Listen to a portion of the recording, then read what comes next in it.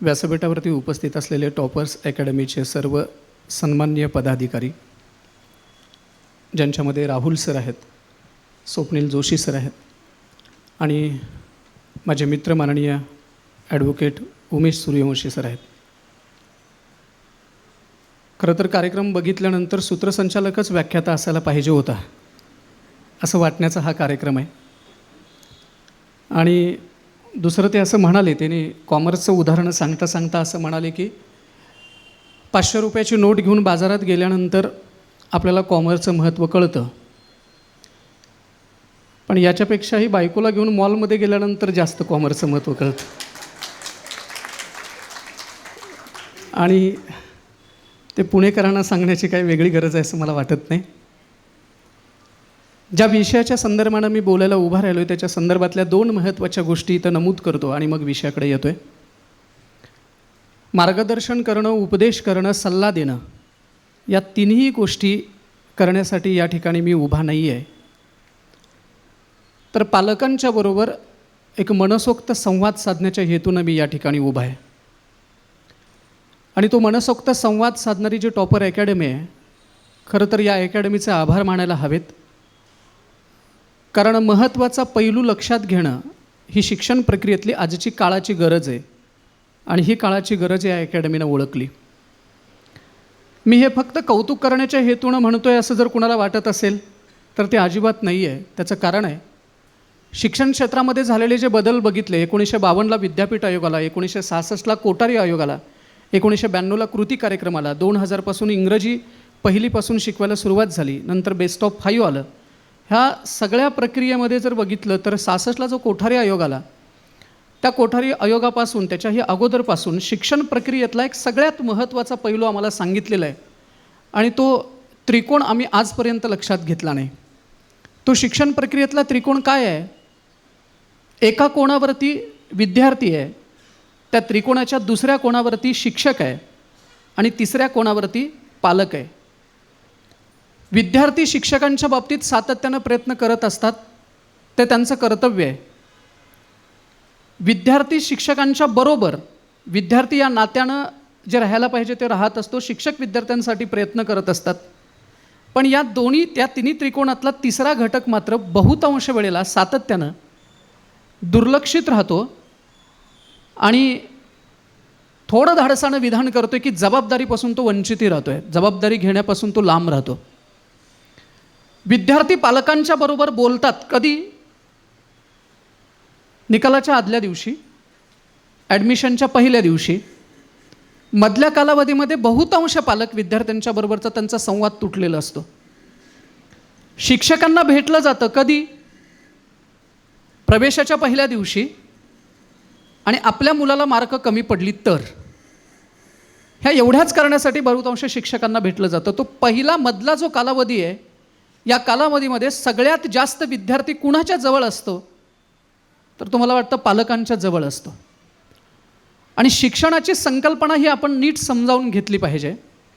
विनोबा भावे एका ठिकाणी असं म्हणालेत की शिक्षक हा विद्यार्थीपरायण असला पाहिजे, विद्यार्थी हा ज्ञानपरायण असला पाहिजे आणि ज्ञान हे सेवापरायण असलं पाहिजे.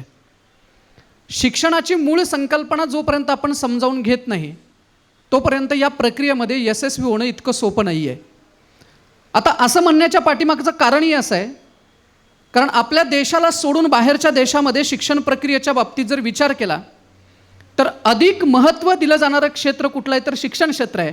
आणि दुर्दैवानं आपल्याकडं जितकं या क्षेत्राकडं गांभीर्यानं बघायला पाहिजे तेवढ्या गांभीर्यानं बघितलं जात नाही आहे. जपानमधली शिक्षणाची पद्धत जर बघितली तर तिथल्या अनेक गोष्टी, कालबाह्य झालेल्या गोष्टी आपण आत्ता शिक्षण प्रक्रियेमध्ये आपल्या वापरायला लागलो आहे. विदेशातल्या अनेक कालबाह्य झालेल्या गोष्टी आपल्या शिक्षण प्रक्रियेत आपण वापरायला लागलो आहे. पण आपल्यातल्याच काही शिक्षण प्रक्रियेतल्या शिक्षण तज्ज्ञांनी या शिक्षण व्यवस्थेच्या संदर्भातल्या महत्त्वाच्या गोष्टी सांगितलेल्या होत्या. त्या गोष्टी मी आत्ता तुमच्यासमोर ठेवतो आहे की विद्यार्थ्याचा सर्वांगीण विकास करायचं म्हणजे नेमकं काय करायचं आणि त्याच्यामध्ये पालकाची नेमकी काय भूमिका आहे. ही सर्वांगीण विकास नावाची संकल्पना जी, त्या संकल्पनेला आत्ताच्या काळात आम्हाला तिलांजली दिलेली दिसते. हा सर्वांगीण विकास होताना दिसून येत नाही. या सर्वांगीण विकासाची संकल्पना नेमकी काय आहे? 1947ला गांधीजींनी बुनियादी शिक्षण पद्धती नावाची एक शिक्षण पद्धती आणली. या शिक्षण पद्धतीमध्ये काय सांगितलेलं होतं, माणसाचा सर्वांगीण विकास म्हणजे 3Hचा विकास. 3H म्हणजे काय, तर त्याच्या हेडचा विकास, हर्टचा विकास आणि त्याच्या हँडचा विकास म्हणजे 3Hचा विकास. यालाच साध्या शब्दात सांगतो, त्याचा बौद्धिक विकास झाला पाहिजे, त्याचा भावनिक विकास झाला पाहिजे आणि त्याचा शारीरिक विकास झाला पाहिजे. या 3 गोष्टींचा विकास होणं म्हणजे त्याचा सर्वांगीण विकास होणं आहे. दुर्दैवानं स्पर्धेच्या युगामध्ये केवळ बौद्धिक विकास होणं म्हणजे विद्यार्थ्यांचा विकास मानला जातोय. मगाशी कोणतरी म्हणाले की मार्कलिस्टला आलेली सूज म्हणजे गुणवत्ता, असा मानण्याचा काळ दिवसेंदिवस वाढतोय. स्पर्धेच्या युगात तो वाढायलाच हवा, परंतु कितीही प्रयत्न केला तर काही ठिकाणी आपल्याला हे मान्य करावं लागेल की क्षेत्रांच्या मध्ये झालेला बदल हा पालकांनी नीट पहिल्यांदा समजून घ्यायला हवा आणि तो आपल्या विद्यार्थ्यांना देखील नीट समजावून सांगायला हवा. एखाद्या विद्यार्थ्याची बौद्धिक क्षमता आणि बौद्धिक पातळी जर त्या पद्धतीची नसेल तर अशा विद्यार्थ्यांच्यावरती लादलेल्या अनेक गोष्टी त्या विद्यार्थ्याचं संपूर्ण आयुष्य उद्ध्वस्त करू शकतं. हे अनेक ठिकाणी आत्ता देखील पाहायला मिळते, ऐकायला मिळते. हे समाजामध्ये आजूबाजूला कुठंतरी दिसत राहते. कधी कधी गंमत वाटते सर की ज्या क्षेत्रातलं पालकांनाच मुळात माहिती नसतं अशा क्षेत्रात आपल्या मुलांच्याकडनं त्यांचा अट्ठास वाढत राहतो. बौद्धिक विकास म्हणजे त्याला चांगले मार्क पडायला पाहिजेत, पण हे चांगले मार्क पडण्याच्या प्रक्रियेत पालक नेमका त्याच्या सोबत आहे का? मी त्याच्या घरात आहे का असं म्हणत नाही, मी त्याच्या सोबत आहे का असं म्हणतो.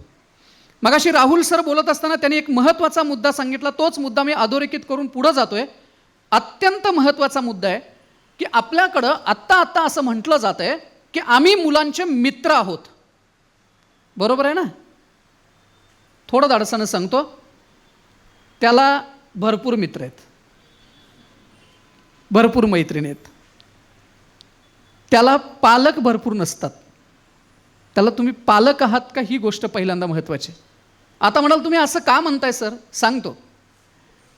5वीच्या मुलग्याला 6वीच्या मुलग्याला तुम्ही मित्र मानताय याचा अर्थ काय? त्याला अपेक्षित आहे ते सगळं करण्याला तुम्ही मुभा दिलीत म्हणजे तुम्ही मित्र झालात. त्याला जे वाटतंय, त्याला जे हवं आहे, त्याला जसं हवं आहे तसं तुम्ही तुमच्या वागण्यामध्ये बदल करून घेतलाय, घरामध्ये बदल करून घेतलाय, विचारामध्ये बदल करून घेतलाय. या सगळ्याच प्रक्रियेला तुम्ही मित्र म्हणणार आहात? राहुल सर जे सांगत होते तेच सांगतोय की एका विशिष्ट टप्प्यापर्यंत निर्णय घेण्याचा अधिकार हा पालकांच्याकडेच असायला हवा.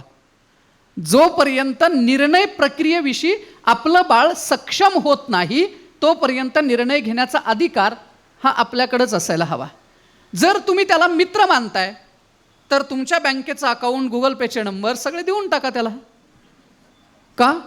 म्हणजे ज्या गोष्टीत मित्र मानताय तेही तुम्ही ठरवून घेतलं एका विशिष्ट गोष्टीतच त्यांना मित्र मानायचं, सगळ्या गोष्टीत त्यांना मित्र मानायचं नाही. मित्र मानणं म्हणजे मुभा देणं फक्त होत नाही आहे. निर्णय प्रक्रियेमध्ये त्याच्या हाताला हात धरून आम्ही किती सोबत आहोत ही गोष्ट जाणीवपूर्वक लक्षात ठेवायला पाहिजे. मला वपूंचंच एक उदाहरण आठवतं आहे की 4 घटका मूल जर जत्रेत रमलं तर 10 घटका मूल घरात रमतं. पण जत्रा बहुरंगी असते, बहुढंगी असते आणि पालकाची भूमिका काय असायला हवी? कुठून चालू झालंय? पलीकडे. बरं, नाही त्यांच्या पालकांनी महत्त्वाचा रोल बजावलाय, असू द्या. आता इथं तुम्ही तुमच्या त्या बाळाला 4 महिने तुम्ही त्यांच्या सोबत राहणार आहात का? 4 पावलं त्याच्या सोबत राहणार आहात का?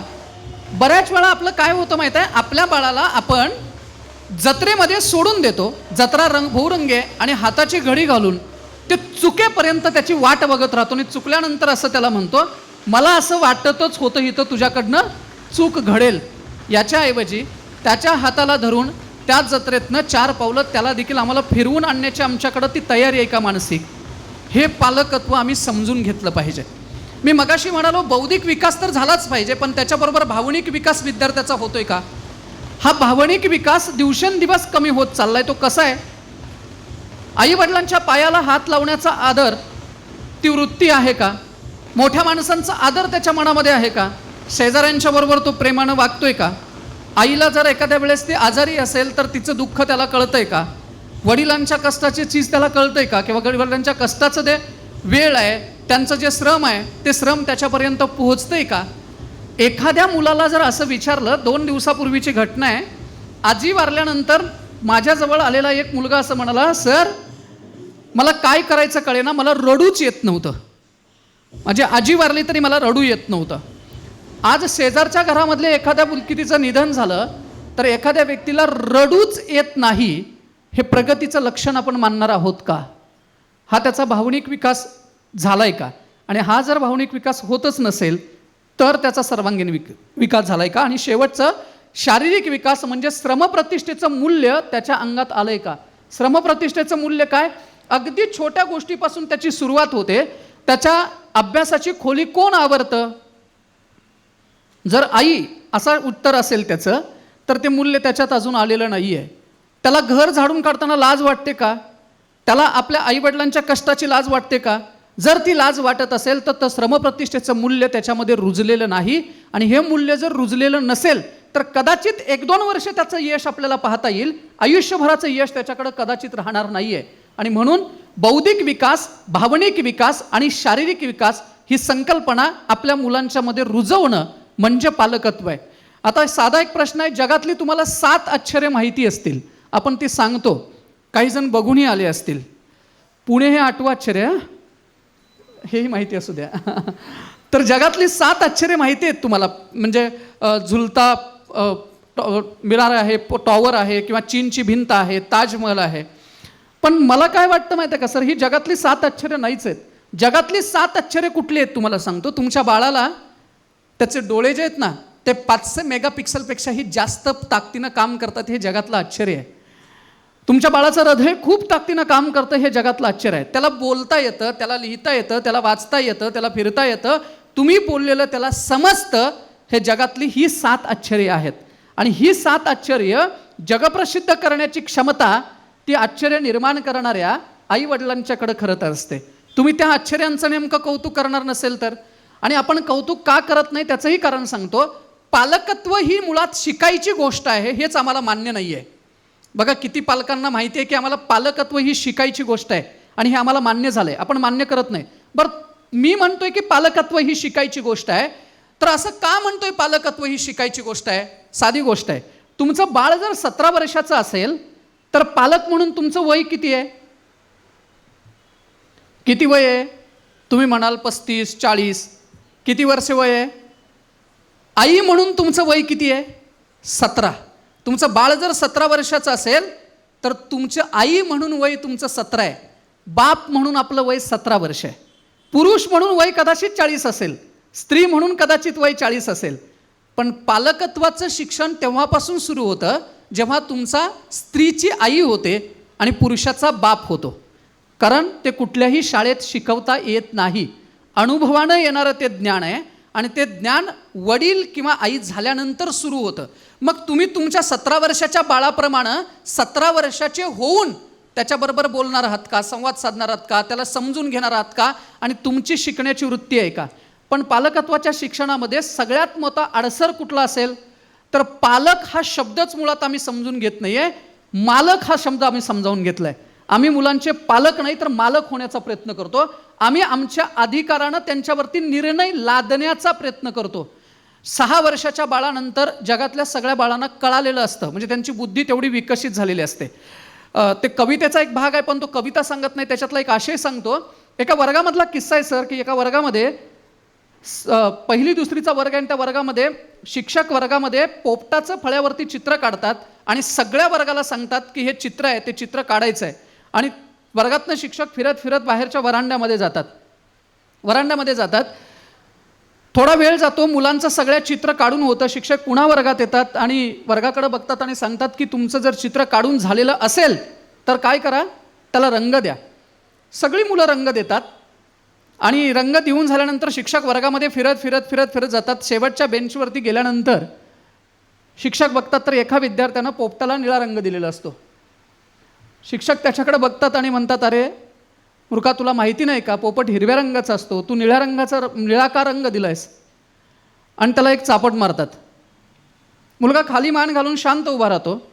थोडा वेळ गेल्यानंतर शिक्षक पुढं जातात. बाजूचा मुलगा त्या मुलग्याला विचारतो, अरे तुला माहिती नाही का पोपट हिरवा आहे, तू निळा का रंगवलायस? तर तो मुलगा म्हणतो की माझ्या रंगपेटीत हिरव्या रंगाचा खडू नाही आहे किंवा रंग नाही आहे, आणि हिरव्या रंगाला जरासा सूट होणारा रंग कुठला असेल तर निळा रंग आहे. आणि हे फक्त त्या मुलालाच वाचू शकतं. ह्या मुलाला हिरव्या रंगाला मॅच होणारा दुसरा रंग निळा रंग हे कळालेलं असतं. त्याला कळालेलं समजून घेणं म्हणजे पालकत्व आहे. आणि हे समजून आम्ही घेतोय का? तुमच्या समोर आत्ता मी एक विषय सांगतो. तुमच्याच घरातल्या कितीतरी प्रश्नात आपल्यापेक्षा आपल्या मुलांना अधिक कळालेलं असतं, पण मालक झालेला पालक कधीही त्याचं ऐकून घ्यायच्या तयारीत नसतो. आपण त्याला समजून घ्यायच्या पहिल्यांदा तयारीत नसतो. आपण आपले निर्णय त्यांच्यावरती बहुतांश वेळेला लादत असतो. आणि इतकंच नाही तर ते निर्णय लादत असताना आपल्या पूर्व आयुष्यात कधीतरी आपल्याकडनं राहून गेलेल्या गोष्टी ज्या असतात ना, त्या गोष्टी त्यांच्याकडनं पूर्ण व्हाव्यात ही आपली अपेक्षा प्रचंड असते. बरं, ह्या अपेक्षा व्यक्त करत असताना पालकांची अजून काय मानसिकता असते? एवढं कष्ट करतोय कुणासाठी? बरोबर आहे ना? एवढं राबतोय आम्ही कुणासाठी? बंगला बांधला कुणासाठी? गाडी घेतली कुणासाठी? Bank balance. माझा एक साधा प्रश्न, अर्ज केला होता त्यानं तुमच्याकडं? नाहीये. तुम्ही ठरवलंय त्याला काय द्यायचं आहे ते.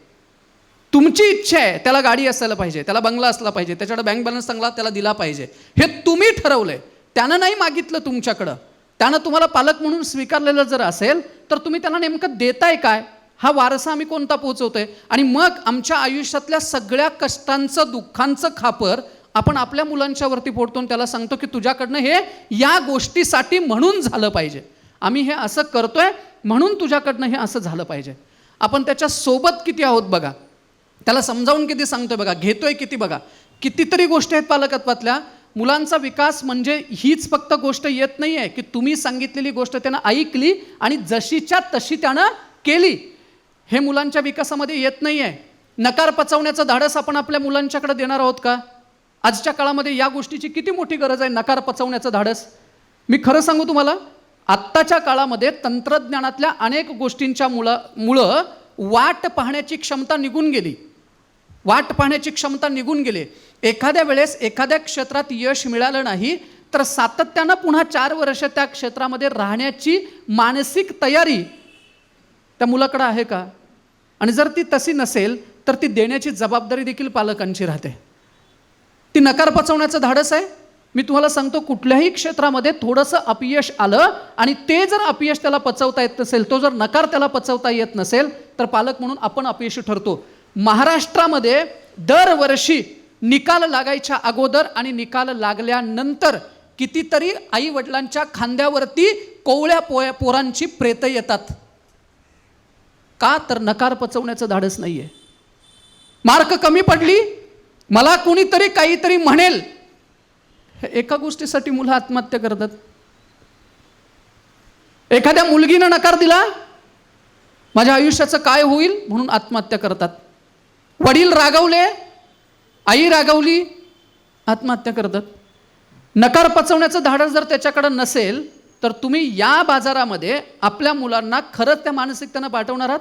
आणि ती मानसिकता देण्याचं सामर्थ्य फक्त आई वडिलांच्याकडे असतं. पण आपली गंमत काय?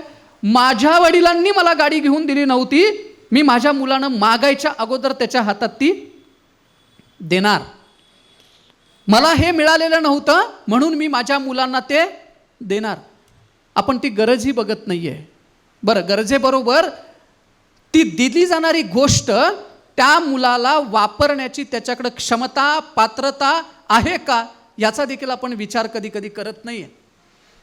त्याची ती गरज आहे का? मी आत्ता असं धाडसानं म्हणतोय, 12वी पर्यंत शिक्षण घेणाऱ्या मुलांचा सोशल मीडिया ही गरज आहे का? तर त्याचं उत्तर नाही असं येते. सोशल मीडिया ही त्याची गरज आहे का असं उत्तर नाही येते. पण तुम्ही मी म्हणतोय म्हणून नाही सांगत आहे. आत्ता सोशल मीडियावरती असणाऱ्या वयोगटाची टक्केवारी काढा. त्या टक्केवारीमध्ये वयोगट 14 पासून 22 पर्यंतचा वयोगट हा सगळ्यात जास्त सोशल मीडियावर आहे. आणि तो सोशल मीडियावरच्या असण्याचं कारण काय आहे? त्याचं कारण मी खरं सांगतो तुम्हाला, संवादाचा अभाव हे त्याच्या पाठीमागचं सगळ्यात महत्त्वाचं कारण आहे. की मुलांना सोशल मीडियातल्या गोष्टींच्यावरती बोलावं असं वाटतं, तिथं व्यक्त व्हावं असं वाटतं, तिथं मित्र जोडावे असे वाटतात.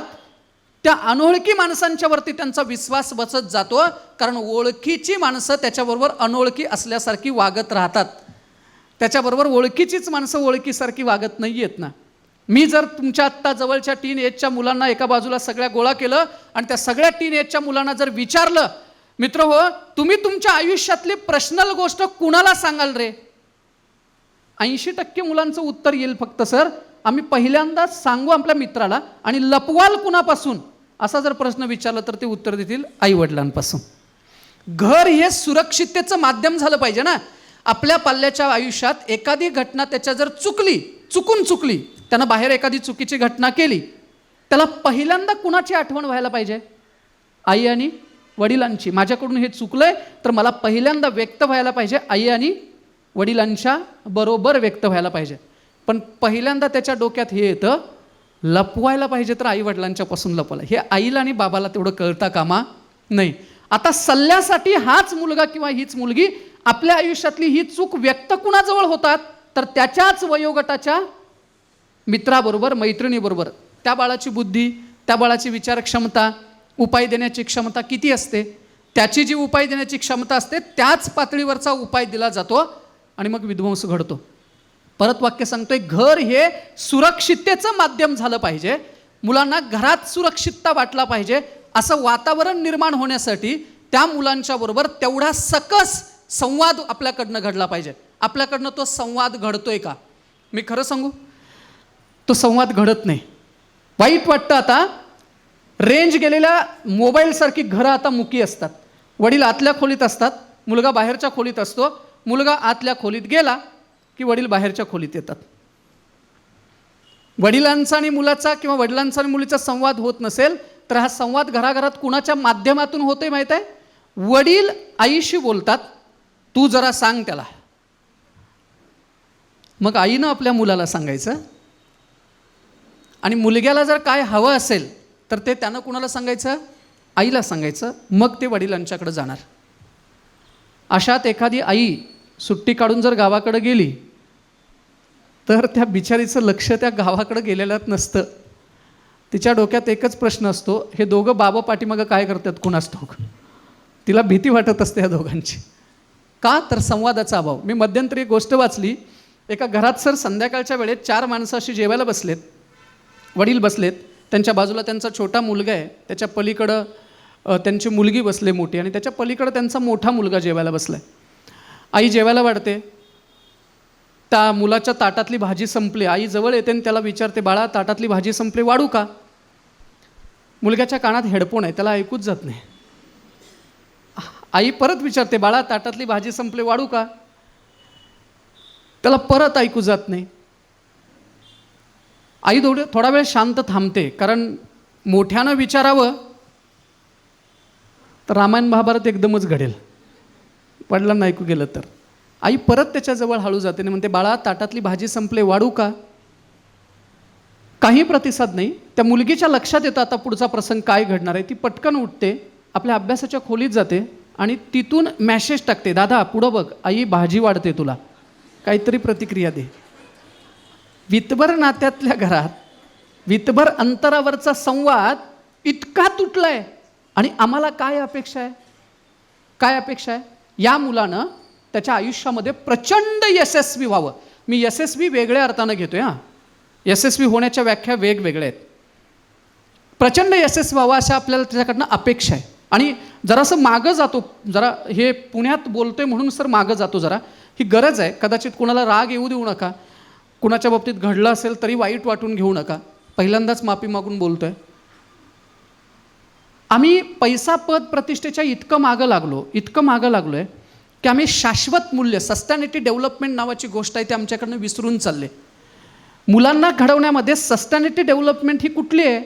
तर त्याला जिव्हाळा, प्रेम आणि माया देणं हे सस्टॅनेटी डेव्हलपमेंटचे शब्द आहेत. एखादं झाड तुम्ही रोपटं जर दारात लावलंत ना तर ते मूळ धरेपर्यंत त्याला अंजारावं लागतं, त्याला गोंजारावं लागतं, त्याला पाणी बघावं लागतं, त्याची माती तपासावी लागते. ह्या सगळ्या गोष्टी कराव्या लागतात. जन्माला आल्यानंतर 2-3 वर्षामध्ये तुमचं बाळ जर पाळणा घरात वाढणार असेल, माझा पाळणा घराला विरोध नाही आहे, पण पाळणा घरात एखादं वाढणार असेल तर गंमत काय होते? दिवसभर त्याची आई त्याच्यापासून लांब आहे, त्याचे बाप त्याच्यापासून लांब आहेत त्या मुलाचा. ते सांभाळणाऱ्या दाईला आई म्हणतं, आईला मॅडम म्हणून बोलवते. आता ही दाई त्याला सातत्यानं सांगत असते, खाल्लं नाहीस आईला नाव सांगेन, झोपला नाहीस वडिलांना फोन करतो. वडील आणि आई या दोघांच्या विषयीची त्या बाळाच्या मनातली इमेज काय तयार होत असेल. आता या मुलानं भविष्यात जाऊन आपलं ऐकायला हवं, समजून घ्यायला हवं, त्यानं कष्ट करून यशस्वी व्हायला हवं असं आपल्याला वाटत राहतं. कसं शक्य आहे? मला नाही वाटत. तुम्ही प्रेमानं आणि जिव्हाळ्यानं त्यांना समजावून सांगणार आहात का? त्याच्याही पुढचा प्रश्न एक विचारतो, त्याच्याही पुढचा प्रश्न. 10वी-12वीला तुमची मुलं वर्गातले आहेत, तुमच्या घरातली मुलं आणि मुली आहेत. किती वडील असे इथं आत्ता बसलेले आहेत, किती वडील असे आहेत की तुम्ही तुमच्या मुलीला, 12वीला असलेल्या मुलीला जवळ घेता, तिच्या डोक्यावरून हात फिरवता, तिचा मुका घेता. फार संख्या कमी आहे, बरोबर आहे ना? आता सांगा मला, मुलगी कुणाची? तुमची. 5-6 वर्षानंतर तुम्ही रडायला लागता मंडपात. कॅमेरा लागला की मग ड्रामा सुरू होतो. सुखाचं साधन तुमच्या घराशेजारी नाही, मुलगी तुमची आहे, तिच्या डोक्यावरून हात फिरवणं, तिला जवळ घेणं, अंजारणं, गोंजारणं, समजून घेणं, खूप काही सांगायला आहे त्यांच्या आयुष्यामध्ये, बरोबर आहे ना? कॉलेजमध्ये घडत्याला खूप काही सांगायला त्यांच्या आयुष्यामध्ये आहे. तुमचं ऐकायला कान तयार आहे? नाही ना. काय घडलं ग दीदी आज कॉलेजमध्ये, हे प्रश्न विचारण्याचं धाडस आहे? हे जर नसेल, धाडसानं विधान करतो, ज्या घरामध्ये वयाच्या 25व्या वर्षापर्यंत आई आणि वडील मुलाला जवळ घेतात, मुका घेतात, अंजारतात, गोंजारतात, डोक्यावरनं हात फिरवतात, त्या घरातली मुलं 31 डिसेंबरच्या पार्टीला बाहेर नसतात, घरात असतात. आणि जर ती घरात असतील ना तर विध्वंस टाळता येतो. बरं, हे मी का सांगायचं? त्याचं कारण सांगतो. तुमची आजी जर गावाकडं असेल, आत्ता जाऊन बघा, आजी तुम्हाला जवळ घेते, डोक्यावरून हात फिरवते आणि इथं बोटं मोडते. आजीला 70 वर्षाच्या, आजीला 40-45 वर्षाच्या नातीचा मुका घ्यायला लाज वाटत नाही. आपण आपल्या मुलांना का जवळ घेऊ नये? प्रेमानं जी गोष्ट शिकवता येते ती धाकानं कधीही मुलांना गोष्ट शिकवता येत नाही. ही गोष्ट आम्ही पहिल्यांदा समजून घेतली पाहिजे. हे संवाद जर त्यांच्याबरोबर सकस झाले तर त्या मुलाला आपल्या आईवडिलांच्या विषयीचा आदर तर निर्माण होतोच, पण त्यांनी ठेवलेल्या स्वप्नांच्या विषयी ती देखील त्यांची वाटचाल वाढत जाते. त्यांच्याकडे बघण्याचा त्यांचा दृष्टिकोन अतिशय सकारात्मक होतो. पण आत्ता बाजारातल्या अनेक गोष्टींच्यामुळं झालंय काय? प्रचंड तुलना आहे, प्रचंड तुलना आहे. आपण आपल्या मुलांचं सक्सेस मोजायला कशात लागलोय? तर मोजायला लागलोय त्यांनी किती पॅकेज कमवलं, पॅकेजमध्ये आपण मोजायला लागलोय. त्या पॅकेजमध्ये आपण मोजणं गरजेचं आहे, पण ते किती प्रमाणात मोजणं गरजेचं आहे याला देखील मर्यादा आहेत ना. आपण ते इतकं मोजायला लागलोय. पण शाळेमध्ये आम्हाला सूर्यवंशी सर एक सुविचार लिहिलेला होता, दया क्षमा शांती तिथे, शाळेमध्ये सुविचार होता ना, तिथे देवाची वस्ती. हे शाळेत लिहिलेलं आहे, दया क्षमा शांती तिथं देवाची वस्ती. आता उलटं झालंय. काय सांगितलं जातं आहे? आई जर मुलगा जर शाळेला जात असेल, तो 4-5 वर्षाचा असेल, त्याला घरातलं पाण्याची बाटली भरून दिली. तुम्ही शाळेत होता त्यावेळेस तुमचे आई वडील, माझे आई वडील काय सांगायचे? एखाद्यानं डबा नाही आणला तर तुझ्या डब्यातलं त्याला खायला दे, तुझ्या डब्यातली त्याला भाकरी दे. आता आई सांगते पाणी ॲक्वागार्डचं आहे, कुणालाही द्यायचं नाही. घराकडं ते बाटली घेऊन येतं, मरत असले तर एखाद्याला ते पाणी पाजत नाही, पाणी घराकडं घेऊन येतं. पाणी देखील पाजू नये आम्ही सांगायला लागलोय. दया क्षमा शांती तर लांबचीच गोष्ट आहे, आपण देतोय काय बघा त्याच्याकडं. आणि या मुलांच्या बाबतीत प्रचंड तुलना आहे. किती प्रचंड तुलना आहे? आपल्या मुलाला सगळं आलं पाहिजे, सगळ्यातलं सगळं आलं पाहिजे. कसं शक्य आहे? सगळ्यातलं सगळं नाही येणार आहे, कधीच येणार नाही. ते सगळ्यातलं सगळं शक्य होणार नाही. आपल्या मुलाची ताकद आणि क्षमता आमच्या लक्षात पहिल्यांदा यायला पाहिजेत. पण आमची तुलना प्रचंड आहे. पलीकडच्या घरातला मुलगा समजा जर एखाद्या गोष्टीत राज्यात आला तर अलीकडच्या घरातलं पोरग सर जगतच नाही, त्याला बदडूनच काढतात.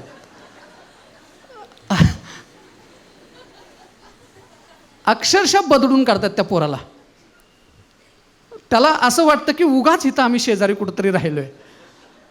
आणि त्याला 2% मार्क जरी कमी असले ना तर त्याला आपण काय समजतो माहिती आहे का? त्या मुलग्याला याच्याकडं काहीच नाही असं त्याला आपण समजत राहतो. घेऊन आला घरामध्ये, मुलगा निकाल घेऊन आला, वडील असे कोचवरती बसलेले होते.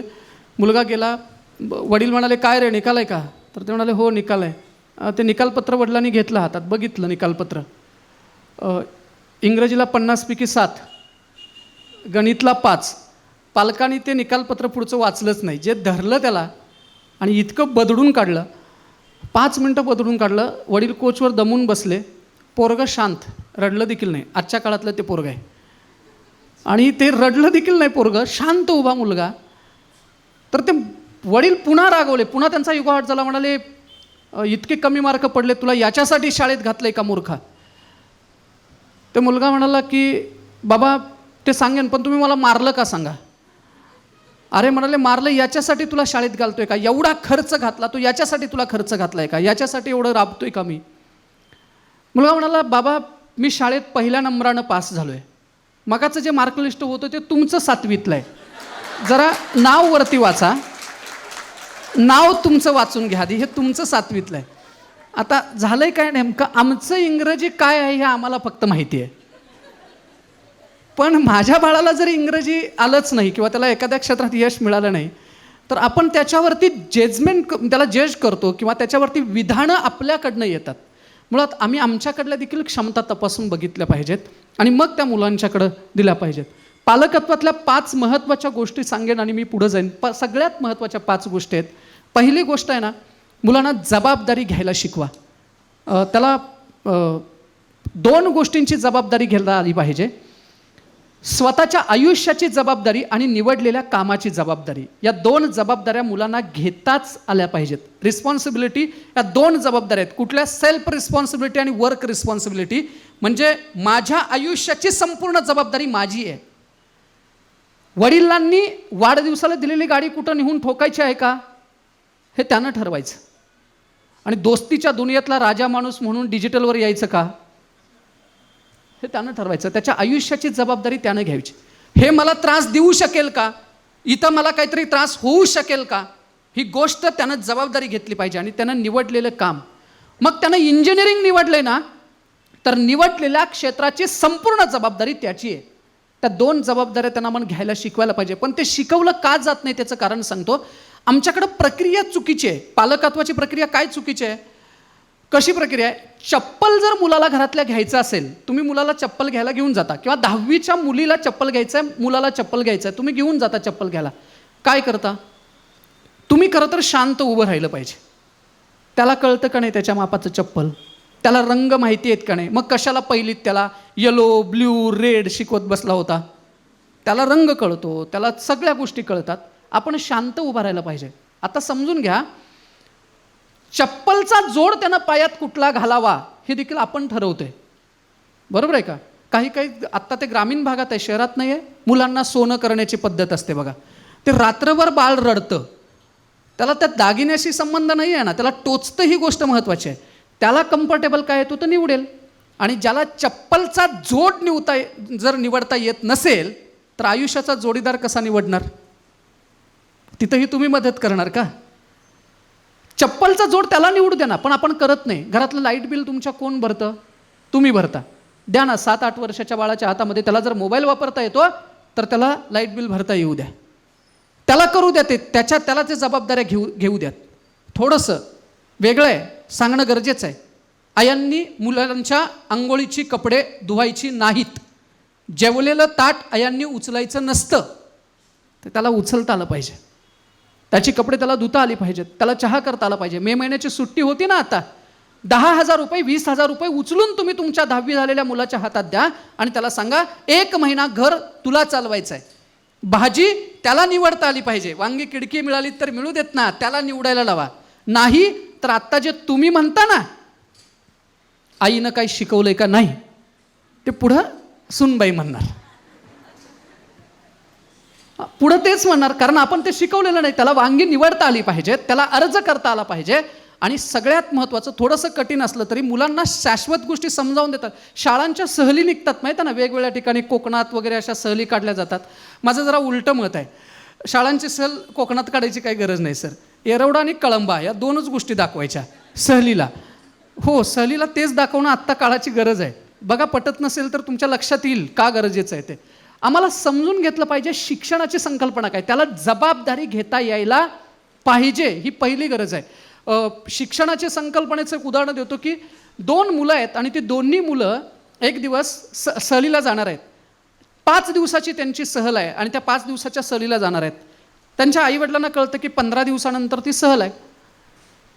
दोन्ही घरात तयारी चालू होते की आता ही मुलं सहलीला जाणार आहेत 15 दिवसानंतर.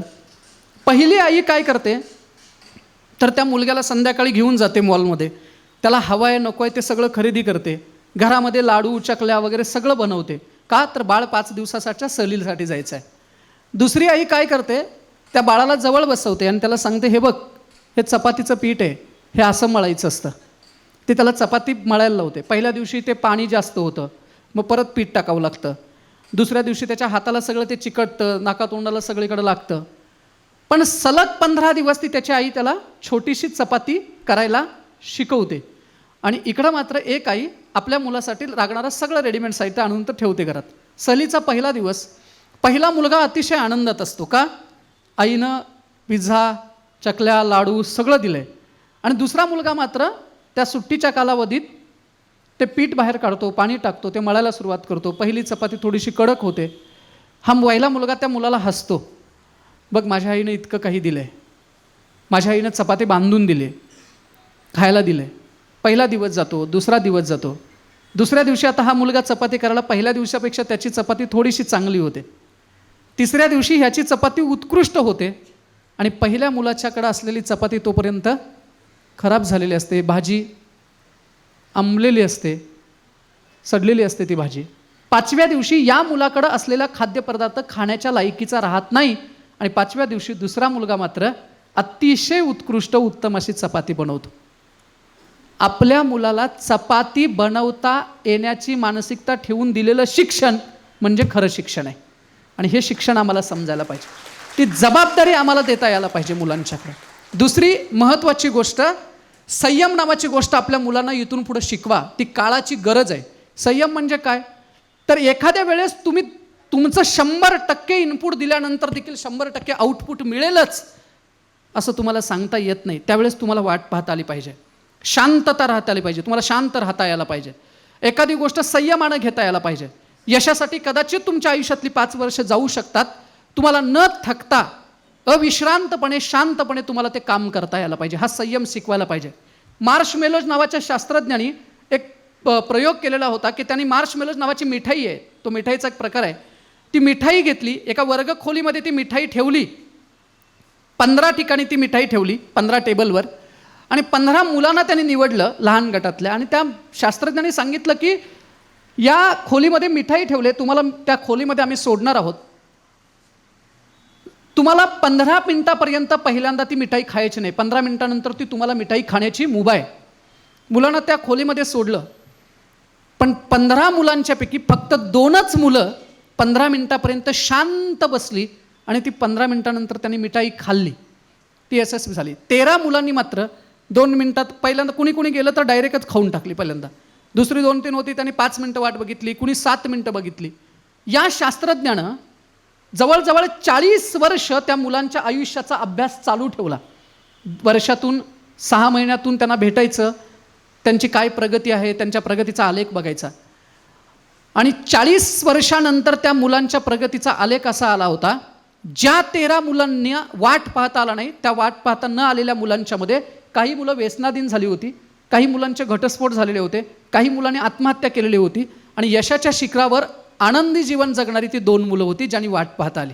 आणि हा प्रयोग जर तुम्हाला बघायचा असेल तर व्याख्यानानंतर तुम्ही प्रयोग तो उपलब्ध देखील आहे, मार्शमेलोज नावाचा, तुम्ही बघू शकता. संयम नावाची गोष्ट आमच्या मुलांना आम्हाला शिकवता आलं पाहिजे. तिसरं सगळ्यात महत्त्वाचं मूल्य कुठलं असेल तर चारित्र्य. आणि कॅरेक्टरिस्टिक्स जर नसेल, मुळात भारतीय शिक्षण पद्धतीत सर असं म्हटलं जातं की पर्सनॅलिटी डेव्हलप झाली पाहिजे माणसांची. तर पर्सनॅलिटी डेव्हलपमेंट हा शब्द भारतीय शिक्षण पद्धतीतला नाही आहे, तो अमेरिकन शिक्षण पद्धतीतला शब्द आहे. भारतीय शिक्षण पद्धतीतला शब्द असा आहे कॅरेक्टरिस्टिक्स, म्हणजे चारित्र्याचा विकास म्हणजे व्यक्तिमत्वाचा विकास. पण उलटं झालंय, अंगावरची कपडे, पायातले शूज, हातात हात देण्याची पद्धत, याला आपण व्यक्तिमत्व विकास मानायला लागलोय. तो 5% आहे. 95% व्यक्तिमत्वाचा भाग त्याचं जगणं नैतिकतेचं आहे का या गोष्टीकडे येतो. आणि इंडियन इन्स्टिट्यूट सायन्सची ज्यावेळेस स्थापना झाली सर, डॉक्टर CV रमन सरांनी ती स्थापना केली, इंडियन इन्स्टिट्यूट सायन्सची. त्या इन्स्टिट्यूटची स्थापना झाल्यानंतर काय झालं होतं की त्या संस्थेमध्ये काम करण्यासाठी काही शास्त्रज्ञांची आवश्यकता होती. मग त्या शास्त्रज्ञांच्या मुलाखती सुरू झाल्या. CV रमन सर मुलाखती घेत होते. सकाळी 10 वाजता मुलाखती सुरू झाल्या. एक शास्त्रज्ञ आले आणि त्यांनी मुलाखतीला ते समोर बसले. CV रमन सरांनी त्यांची सगळी मुलाखत घेतली आणि मुलाखत संपल्यानंतर त्यांनी सांगितलं की तुम्ही जाऊ शकता, तुमची निवड होऊ शकत नाही, या पदासाठी तुमची निवड होऊ शकत नाही. त्यावेळेस माणसं स्पष्ट बोलायची. आता माणसं स्पष्ट बोलत नाहीत. CV रमन सरांनी ते सांगितलं तुमची निवड होऊ शकत नाही, तुम्ही जा. ते शास्त्रज्ञ बाहेर आले आणि बाहेर बसले. सकाळपासून संध्याकाळपर्यंतच्या मुलाखती संपल्या. 6 वाजता CV रमन सर केबिनमधनं बाहेर आले. त्यांनी बघितलं तर ते सकाळचे शास्त्रज्ञ वाट बघत बसलेत. CV रमन सरांना राग आला. ते म्हणाले की तुम्हाला सांगितलेलं कळत नाही का सकाळी? तुम्हाला काय वाटलं, वशिला लावून तुमची निवड होईल असं वाटतंय का? तुम्ही का थांबलात? ते शास्त्रज्ञ उठले नाही, म्हणाले माफ करा सर, मी अशा गोष्टींसाठी नाही थांबलेलो. या मुलाखतीला येण्यासाठी तुमच्या संस्थेनं मला प्रवासाचा भत्ता दिला आहे आणि ती प्रवासाच्या रक्कम जी दिली, माझा प्रवासाची रक्कम कमी होते आणि तुमचा भत्ता जो मिळाला आहे तो जास्त आहे. उरलेले पैसे जे आहेत ते तुमच्या संस्थेला परत करण्यासाठी मी इथं थांबलो आहे. पण सकाळपासून क्लार्क तुमच्याबरोबर आत व्यस्त आहेत, त्यामुळं मला ते हिशेब करून पैसे देता येत नाहीत. CV रमन सरांनी 2 मिनटं त्यांच्याकडे बघितलं आणि म्हणाले तुम्ही केबिनमध्ये या. शास्त्रज्ञ थोडे गोंधळले, म्हणाले आत गेल्यानंतर आता अजून काय बोलतात कुणास ठाऊक. पण ते शास्त्रज्ञ गेले आत. CV रमन सरांनी त्यांच्याकडे बघितलं आणि म्हणाले तुम्ही कामावरती कधीपासून रुजू होत आहे? शास्त्रज्ञ म्हणाले माफ करा, तुम्ही सकाळी सांगितलंय की तुमची निवड नाही होऊ शकत आणि आत्ता म्हणताय तुम्ही कामावरती कधीपासून रुजू होत आहे, असं का? त्यावेळेस CV रमन सर असं म्हणाले, सकाळी मी तुमच्या ज्ञानातली, तुमच्या क्वालिफिकेशनमधल्या कमतरतेमुळे मी तुम्हाला नकार दिला होता आणि आत्ता तुम्हाला रुजू व्हा म्हणतोय ते तुमच्या चारित्र्यातल्या संपन्नतेमुळे रुजू व्हा म्हणतोय. ज्ञानातली उणीव भरून काढता येते, चारित्र्यातली उणीव कधीही भरून काढता येत नाही, कधीही भरून काढता येत नाही. आणि म्हणून आपली मुलं ही चारित्र्य संपन्नच असायला हवीत, त्यांच्या चारित्र्याचा विकास झाला पाहिजे. तिसरं मूल्य, चौथं संवेदनशीलता नावाचं मूल्य आहे. हे संवेदनशीलता नावाचं मूल्य म्हणजे काय? आता शहरात बोलतो याची मला कल्पना आहे. दिवसाची आमच्या घराची दारं बंद झाली, स्वतःच्या दारातल्या रांगोळीची रेष पलीकडच्या दारात जाऊन चालत नाही. आपलं बालपण कधीतरी आठवा. या घरातलं जेवण पलीकडच्या घरातल्या भाजीनं पूर्ण झालं आहे, या घरातली चूल पलीकडच्या घरातल्या विस्तवानं पेटली. आता पलीकडच्या घरातल्या मुलग्यानं दिवसा आत्महत्या केली तर अलीकडच्या घरातल्या कुक्करच्या शिट्ट्या जोरजोरात वाजतात. त्याचं दुःखही वाटत नाही, वेदनाही वाटत नाही. ही वेदना त्यांच्याकडं असणं, कारण आजीनं आम्हाला पहिला संस्कार दिला ना, इथं इथं बसरे मोरा बाळ घालते चारा, चारा खा, पाणी पियानं भुरकन उडून जा. हे गाणं नव्हतं फक्त आनंद देणारं.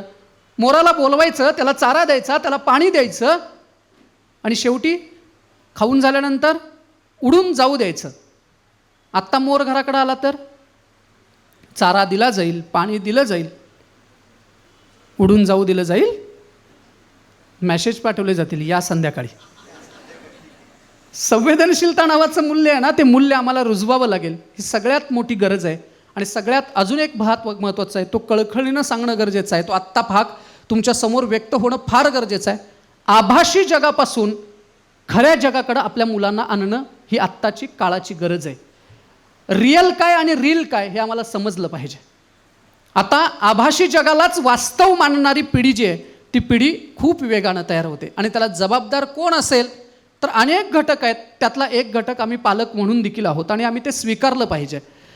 आमच्या घरात माध्यमं आली, कशासाठी माध्यम आली, त्या माध्यमांचा नेमका वापर कसा व्हायला हवा होता याचा जाणीवपूर्वक आणि शांततेनं आम्ही कधी विचार केला का?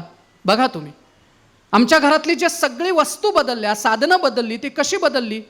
चेहऱ्यावरती आमच्या दांभिकता आले, दांभिकता, खोटेपणा आलाय आणि तो खोटेपणा जपणं हे आम्हाला प्रतिष्ठेचं वाटायला लागलंय. तुम्ही म्हणाल कसं काय सर? सांगतो ना. एखादा पेशंट जर असेल, एखादी व्यक्ती जर आजारी असेल ना, तर माझी आई माझ्या गावाकडं शेतात पिकणारा तांदूळ जो आहे तो त्याला बघायला घेऊन जायची. तुमच्याही घरात कोणीतरी असे पाहुणे आले असतील की जे घरात पिकलेलं, घरात शेतात पिकलेलं घेऊन कोणतरी आले. शेतात पिकलेला तांदूळ आई पेशंटला बघायला घेऊन जायची. माझ्या भागात मेतोंडा नावाचा एक प्रकार आहे, तो इकडं नसेल पुण्यात, कोण गावाकडला असेल तर कोल्हापूरचा असेल तर त्यांना माहिती असेल की गहू भरडायचे, त्याच्यामध्ये गूळ घालायचा आणि ते करायचा पदार्थ. अतिशय पौष्टिक पदार्थ आहे तो. हे 2 पदार्थ आई घेऊन जायची पेशंटला बघायला. हा बिस्किट पुडा मध्ये कधीपासून आला ह्याचं मला आजपर्यंत आकलन झालं नाही. आता दांभिकता म्हणजे काय सांगतो. दवाखान्यात पेशंट ॲडमिट आहे, त्याचं पोट बिघडले म्हणून आमचा सुशिक्षित माणूस बऱ्याच वेळा त्याला बघायला काय घेऊन जातो माहीत आहे? Bread bread bread biscuit. म्हणजे तुमच्या डोक्यात काय आहे? त्यानं घरला यावं का बातमीच फक्त घराकडे यावी? ही दांभिकता आहे, दाखवणं आहे ना चेहऱ्यावरती. बघा तुम्ही तुमच्या एखाद्या माणसाला बघायला घरी गेलात, तुम्ही आज कुणाच्या घरी जर गेलात ना, तर पेशंट असेल तर त्या पेशंट बरोबर माणसं कमी बोलतात. आजूबाजूच्या घटना सगळ्या बोलल्या जातात, त्याच्याबरोबर कमी बोललं जातं. महिला विशेष वर्ग जर असेल तर माफी मागून सांगतो, किचनला परशी कुठली आहेत, ट्रॉल्या कुठल्या आहेत, बशा कुठल्या कंपनीच्या आहेत, हे सगळं बघितलं जातं. आमच्या घरात ही गरज म्हणून गोष्टी आल्या का आभासी जगातल्या अनेक गोष्टींच्या मुळं आल्या? तर त्या आभासी जगातल्या घरातला टी व्ही, तुम्ही आत्ता बहुतांश माणसं जे आहेत ना टी व्ही बघत नाहीत, बहुतांश माणसं, तरीही मोठा टी व्ही घरात आला का? पाहुण्यांना कळालं पाहिजे माझ्या घरात केवढ्या मोठा टी व्ही आहे. हे आभासी जग नाही. नाहीतर तुमच्यापैकी किती लोक आहेत सांगा, कॉफीचा कप हातात घेतला आणि सर 2 तास मी टी व्ही बघितली. काही MPSC UPSC करणारी मुलं म्हणतात सर मी टी व्ही बघू नका म्हटलं की ते म्हणतात मी फक्त बातम्याच बघतो. त्यांना मी कधी कधी सांगतो, बातम्या तेवढ्या सोडून सगळं बघ, बातम्याच बघायच्या लायकीच्या नाहीत. आणि आत्ता ह्या 2 वर्षात तरी महाराष्ट्रातल्या झालेल्या परिस्थितीमुळं झोपताना एक बातमीने सकाळी उठताना दुसरेच बातमी, उठायच्या अगोदर बातम्या तयार व्हायला लागलेत. एवढा अपयश. आणि या माध्यमांचा वापर कशासाठी केला थोडं सांगतो. नवभांडवलदारांनी आमचा मेंदू, मन, मनगट या 3 गोष्टी ताब्यात घेतल्या. नवभांडवलदारांनी मन, मनगट आणि मेंदू या 3 गोष्टी ताब्यात घेतल्या. कशा सांगतो तुम्हाला. सकाळी उठल्यापासून रात्री झोपेपर्यंत टी व्ही बघा आणि तुमचे मोबाईल तुम्ही वापरा. किती चॅनल असे आहेत मला सांगा की जिथं आर्थिक स्वातंत्र्यता म्हणजे नेमकं काय हे आम्हाला शिकवलं जातं, जिथं आदर्श पद्धतीनं शेती कशी करायला पाहिजे हे शेतकऱ्यांना शिकवलं जातं, राहणीमानातले नेमके बदल काय आहेत आम्हाला शिकवलं जातं, MPSC UPSCचा अभ्यास कसा करायचा शिकवलं जातं, आम्हाला 12वी नंतरच्या अनेक कोर्सेसचा अभ्यास किंवा करिअरच्या संदर्भातले मार्गदर्शन केलं जातं नाही. आम्हाला काय सांगितलं जातं सांगतो तुम्हाला. तुम्ही शॅम्पू कुठला वापरायचा, तुम्ही परफ्यूम कुठला वापरायचा, तुम्ही गाडी कुठली वापरायची, दाढीला ब्लेड कुठलं वापरायचं, ह्या सगळ्या गोष्टी आम्हाला सातत्यानं काय चालल्या जातात, सांगितल्या जातात. बरं, सांगतानाही कशा सांगितल्या जातात हेही गमतीचा भाग आहे. कोल्ड्रिंकची जाहिरात आहे, कशी केली जाते कोल्ड्रिंक जाहिरात. कुठला तरी एक हिरो आहे, तो कोल्ड्रिंक पितं, या हेलिकॉप्टरमधून या हेलिकॉप्टरमध्ये हवेतल्या हवेत गाडी घुसवतं सर. कोल्ड्रिंक पिल्यानंतर दरीतनं गाडी अशी वरती काढतं. बरोबर आहे ना. माझी जोशी सरांना विनंती आहे, सूर्यवंशी सरांना विनंती आहे, तुम्ही पालकांसाठी कशाला कार्यक्रम असं घेतला, तुम्ही एक काम करा, कोल्ड्रिंकचे बॉक्स आणा. उद्या परीक्षा आहे, रात्री 3 बाटल्या चढवायच्याच त्याला. तुमच्या नावाप्रमाणे ते टॉपर राहणार. नाही राहणार टॉपर, टॉपरच राहणार ना. का नाही राहणार. कोल्ड्रिंक पिल्यानंतर दरीतनं गाडी जर वर चढत असेल तर किती ताकद येत असेल. पण हे कधीतरी समजावून सांगितलं पाहिजे. माणसाची हाडं आहेत ना, हाडं आईच्या पोटात तयार होतात, आईच्या पोटात तयार होतात. माणूस मेल्यानंतर त्याला जाळलं, 3 दिवस त्या प्रेतामध्ये, त्या सरणामध्ये लोखंडाचा तुकडा टाका सर, त्याचा आकार बदलतो, हाड नाही जळत, हाड जळत नाही.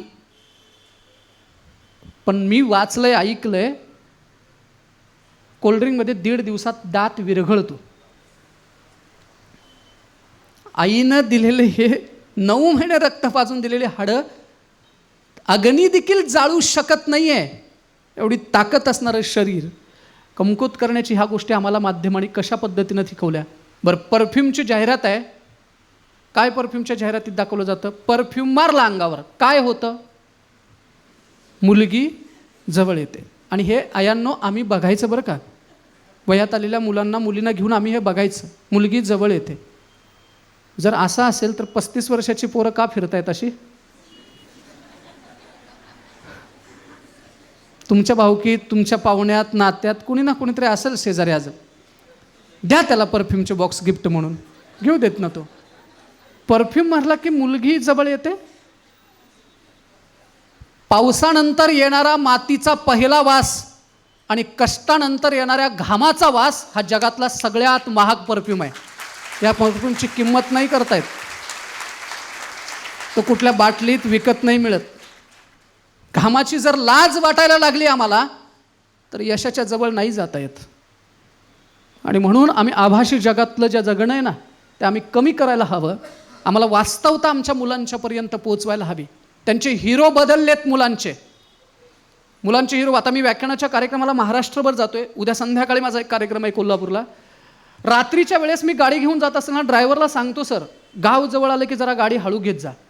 ते मला म्हणतं, सर तुम्ही गाव जवळ आल्यावर गाडी का हळू घ्यायला सांगताय, हायवेला गाडी का हळू घ्यायला सांगत नाही, गावात का हळू घ्यायला सांगताय. मी हे म्हटलं, कानात हेडफोन घातलेला कुठला हिरो कुठल्या बोळातनं कधी बाहेर येईल ह्याचा नियम नाही.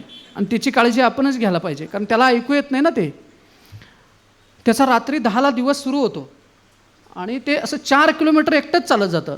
ते अमावस्या म्हणत नाही, पौर्णिमा म्हणत नाही. म्हणजे माझा काय अंधश्रद्धेवर विश्वास नाही, पण आमच्याकडल्या भागात कुत्र्याने भुकायचं बंद केले रात्रीचं. हां, नाही, त्यांच्या लक्षात आलं की आपल्या ड्युटीवर कोणतरी आहे, त्याच्यापेक्षा आपण विश्रांती घेतलेली बरं. ते भुकायचं बंद केलं. ते कानात हेडफोन घातलेले विरोध. गंमत अशी आहे, जर तुमच्या आजूबाजूला असं कोण असेल ना तर तुम्ही निवांत राहा. ते लग्नाचा खर्च करायला लावत नाही, अजिबात नाही. कारण पिलू नावाचा प्राणी त्याच्या आयुष्यात आलेला असतो. माहीत आहे ना पिलू? नाही, रात्री ते 3 वाजता एकमेकाला विचारतात जेवलं का म्हणून. आणि हा प्राणी इतका डेंजर आहे, सर्दी झाली, ताप आला, खोकला आला, पहिल्यांदा कुणाला कळायला पाहिजे? आपल्या बाळाच्या बाबतीत असं घडलं तर आई आणि पिलूला आधी कळतं. आणि पिलूनं जर बदामाचं चित्र पाठवलं, MD डॉक्टर देखील जागेवर फेल होतं, एवढ्या लवकर तो आजार कमी होतो. वाढदिवस साजरे करण्याची पद्धत आमची बदलली. खरं सांगतो तुम्हाला, आपण वाढदिवस साजरे, ते केक घ्यायचा, 2 केक घ्यायचे, गाडी घेऊन जायचं, रस्त्यात अशी आडवी गाडी लावायची, तलवारनं केक कापायचा. महाराजांनी हे आम्हाला सांगितलं. छत्रपती शिवाजी महाराज 350-400 वर्षापूर्वी महाराजांनी तलवारींच्या जोरावरती हे स्वराज्य उभा केलं. घोड्याच्या पाठीवरती सिंहासन लादून हा माणूस सह्याद्रीच्या दऱ्याखोऱ्यात वादळासारखा घोंगावत राहिला हे स्वराज्य उभं करताना. महाराज जर आज असते ना तर महाराजांनी तलवारीचा वापरच केला नसता. महाराजांनी 2 तचा वापर केला असता. पहिला तंत्रज्ञान, टेक्नॉलॉजी, आणि दुसरं तराजू, व्यापार.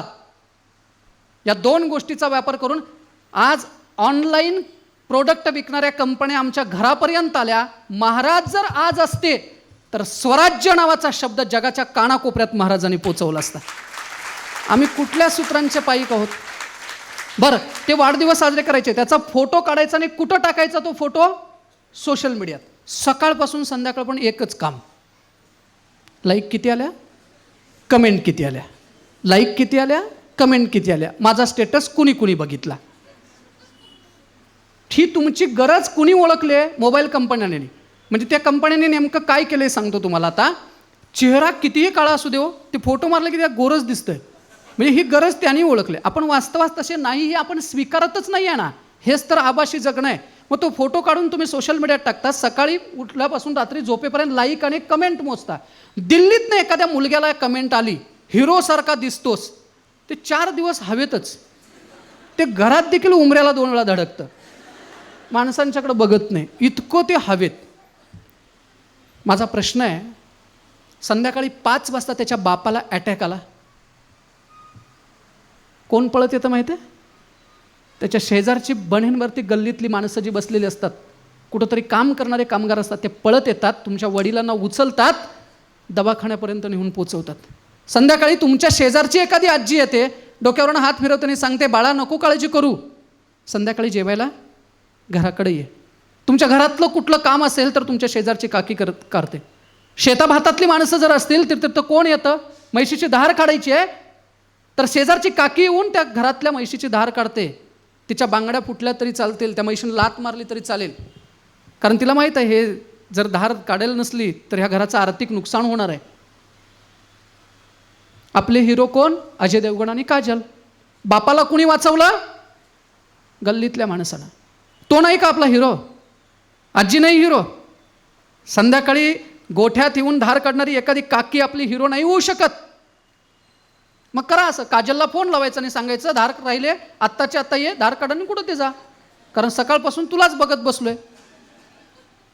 आम्हाला खरे हिरो कोण आहेत हे आमच्या मुलांना जाणीव करून दिली पाहिजे. आई त्याची काही पहिली हिरो आहे, खरी हिरो आहे, ह्या गोष्टीची त्याला जाणीव करून दिली पाहिजे. जन्माला यायच्या अगोदर बाळाचं एक फुफ्फुस चालू असतं आतमध्ये. जन्माला आल्यानंतर जोपर्यंत नाळ कापली जात नाही तोपर्यंत बाळाचं एकच फुफ्फुस चालू असतं. नाळ कापल्यानंतर या जगातला पहिला ते श्वास घेतं, रडतं आणि मग ते फुफ्फुस चालू होतं. आई व्यतिरिक्त ह्या जगातला एक श्वास देखील आपण पहिला घेतलेला नाही आहे. आणि त्या आईवडिलांच्या विषयीच्या जाणीवा आपल्या योग्य असू नयेत. आणि ही जाणीव जर आईवडिलांनी मुलांच्या समोर ठेवली नाही तर मला वाटतं ते यशस्वी होणं असं मानता येणार नाही. ते फक्त पैसा पद प्रतिष्ठेच्या पाठीमागं लागणं होईल. ही एक बाजू आहे की त्यानं या क्षेत्रामध्ये यशस्वी व्हावं किंवा त्यानं पैसा कमवायला हवं, त्याचे पॅकेज चांगलं असायला पाहिजे, पण त्याचं जगणं देखील समृद्ध असलं पाहिजे. ती प्रत्येक पालकाची जबाबदारी आहे आणि ती प्रत्येक पालकानं जबाबदारी घेतली पाहिजे. समोर पकडायचं ना, आहेत 10 मिनटं? बरं चालेल. कंटाळा नाही आला ना? आला तर टाळ्या वाजवा, मी समजून जाईन. चालेल. ही प्रत्येक पालकाची जबाबदारी आहे. हे समजून घ्या की आपण तो वारसा नेमका आमच्या मुलांच्याकडं काय देतोय, तुम्ही कुठल्या गोष्टींचा वारसा देताय. आणि का सांगितलं तर मी ह्याच शहरातली एक घटना सांगतो. डॉक्टर नीलांबरी जोशींनी सांगितलेली घटना आहे की अनुकरण हा सगळ्यात महत्त्वाचा भाग असतो मुलांच्या जगण्यातला. अनुकरण हा सगळ्यात भाग असतो. मला मगाशी राहुल सर बोलत असताना ते सांगत होते की तुम्ही तुमच्या मुलांना मोठं करायला पाहिजे. कसं हे सांगितलं जाते बरं का जोशी सर, की मुलं मोबाईल ॲडिक्टेड आहेत. चूक आहे. खरं सांगा बरं, मुलं मोबाईल ॲडिक्टेड आहेत का पालक आहेत? पालक मोबाईल ॲडिक्टेड आहेत. पालक मोबाईल ॲडिक्टेड बरेच आहेत. संध्याकाळी आल्यानंतर सगळ्यात जास्त मोबाईलवरती कोण असेल तर पालक आहेत. आणि बऱ्याच वेळा ते खोटं बोलतात आपल्या मुलांशी. हे सत्य आहे. काय सांगतात सांगतो. आपण रील बघत असताना जर आपलं बाळ शेजारी आलं तर त्याला आपण काय म्हणतो माहिती आहे? तुला कळत नाही, मी कामात आहे, नंतर बोलतो. बरोबर आहे का? हे सत्य आहे. आपण आपल्या मुलांशी धडधडीत खोटं बोलतो.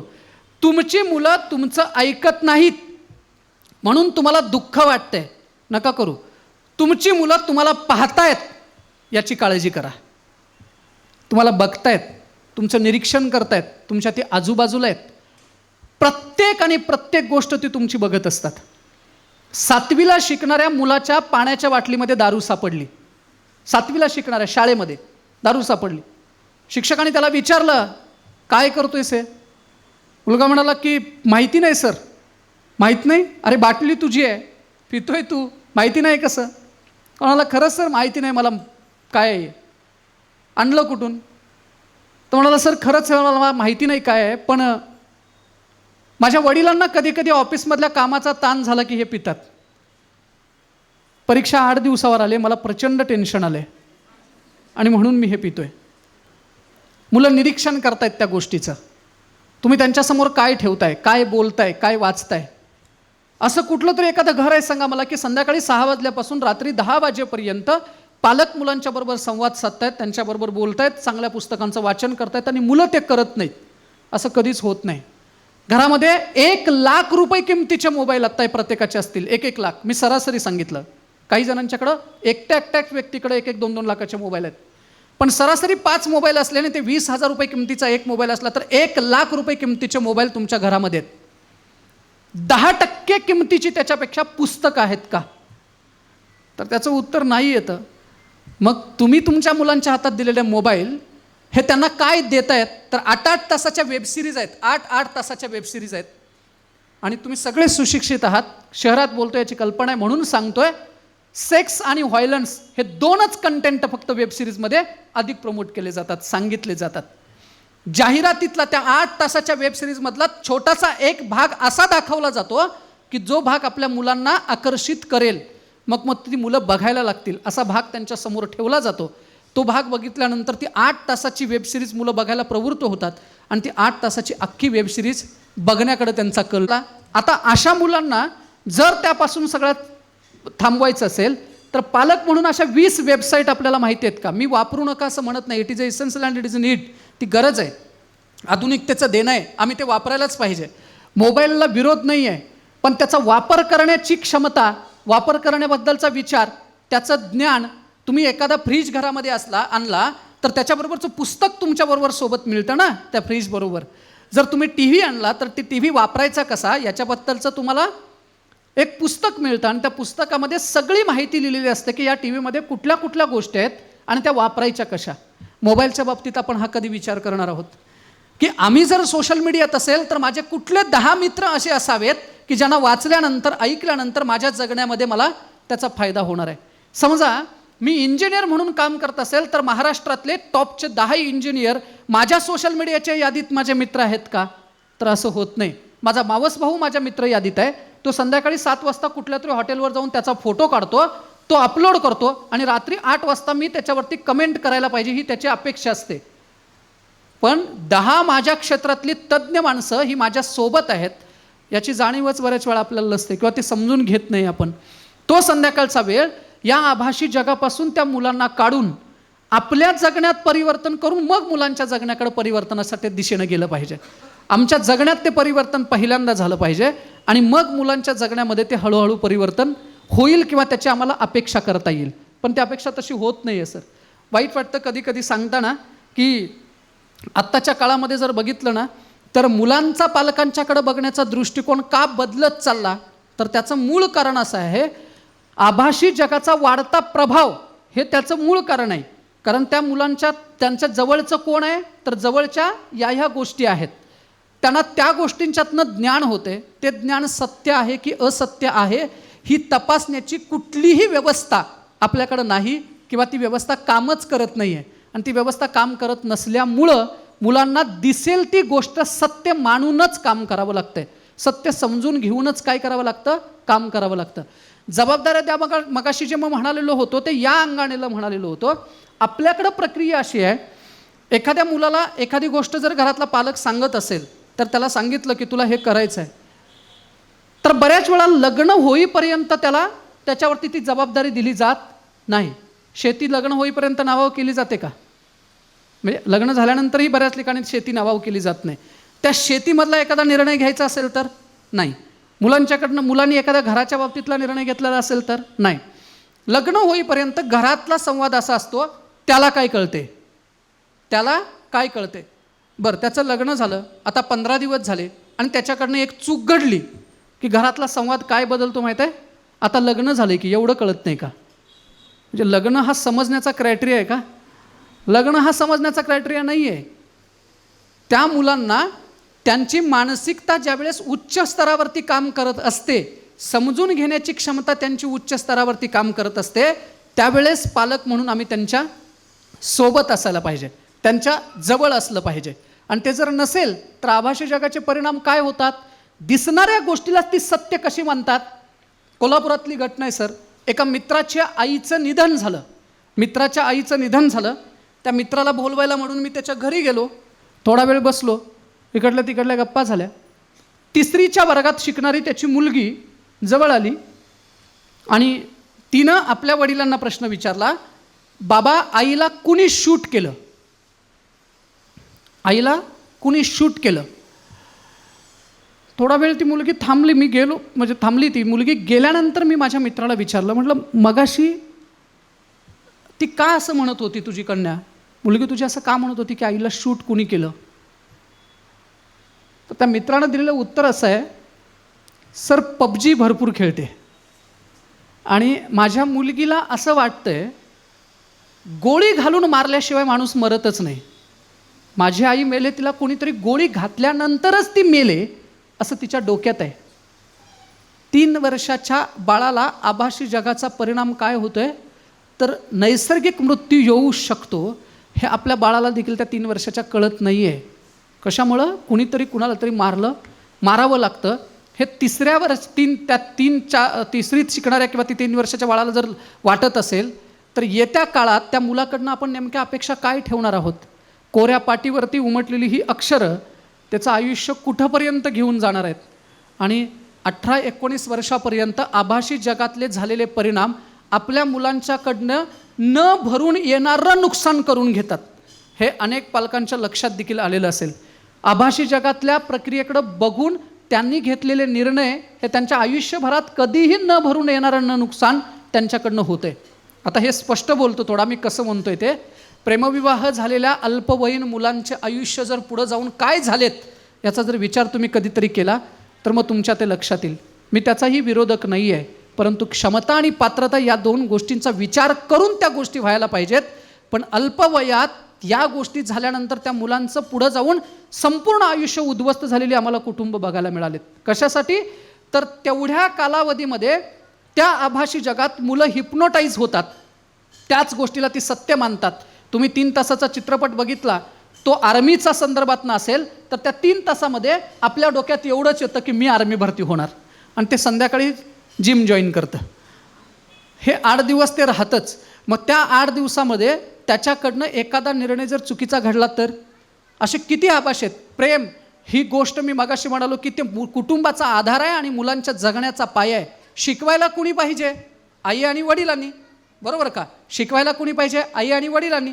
प्रेमाची नीट संकल्पना समजावून कुणी सांगायला पाहिजे? आई आणि वडिलांनी. प्रेम या विषयाच्या संदर्भानं बोलणं संपूर्ण टाळूनच आपण घरात संवाद करतोय. प्रेम ही संकल्पना त्याला नीट समजावून सांगितली पाहिजे. आजी नातवावर करते त्याला प्रेमच म्हणायचं, आई मुलावर करते त्याला प्रेम म्हणायचं. तुझ्या चुलत्यांचं तुझ्यावरती प्रेम आहे, तुझी काकी तुझी मावशी तुझ्यावरती प्रेम करतायत.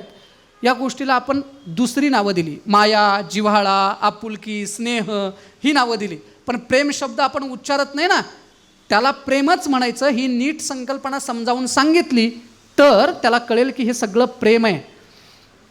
आणि मग चित्रपटात दिसणारं प्रेम हे प्रेम आभासी आहे ही त्याची भूमिका तयार होईल. पण त्याचं काय झालं आहे, आमचा माणसांच्यावरचा विश्वास कमी झाला आहे आणि वस्तूंच्यावरचा विश्वास अधिक वाढला आहे.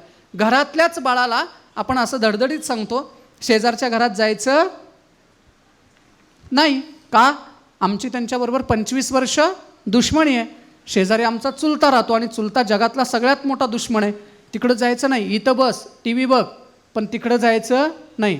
मग ते टी व्हीत सैफ अली खानला बघतं, ज्याचं पहिलं लग्न 11 वर्षांना मोठ्या असणाऱ्या मुलीशी झाले, दुसरं लग्न त्याच लग्नात फ्रॉक घालून आलेल्या करीना कपूरशी झाले.